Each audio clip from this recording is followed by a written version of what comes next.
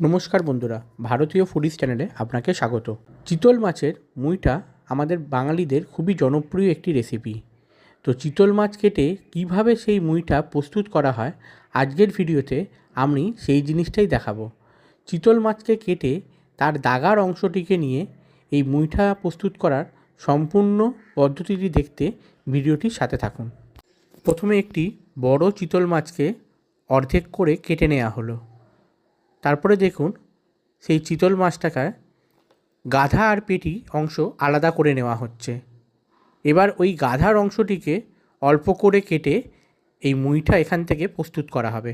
চিতল মাছটা নেওয়া হলো। এবার এই চিতল মাছটা দেখুন, এই দাদা দেখুন কি সুন্দরভাবে এর পুরো ছালটাকে ছাড়িয়ে দিচ্ছে। যেহেতু চিতল মাছের আঁশ বেশি থাকে, তো দাদা এই চিতল মাছটা পুরো দেখুন ছাল ছাড়িয়ে দিচ্ছে, একদম সুন্দরভাবে ক্লিন করে দিচ্ছে মাছটা।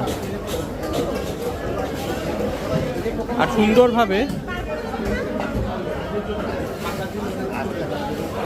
এই সুন্দরভাবে মাছটা দেখুন কাঁটাটাকে আলাদা করে দিন।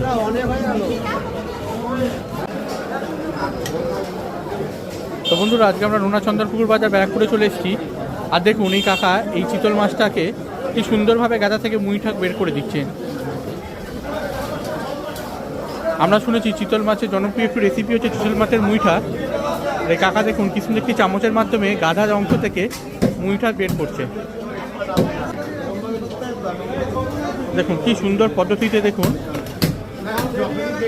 পুরো কাঁটাগুলোকে আলাদা করে দিচ্ছে, আর ফ্রেশ এই মাছটা বেরিয়ে যাচ্ছে।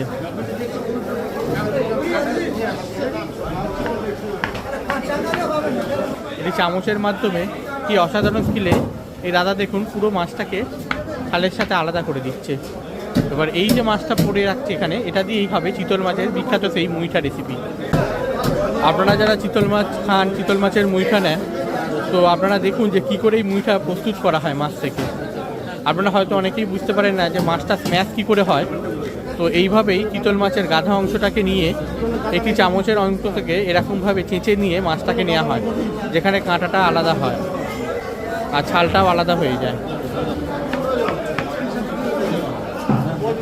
দেখুন এই গাধার অংশটাকে কাকা পুরো আলাদা করে কেটে নেবেন।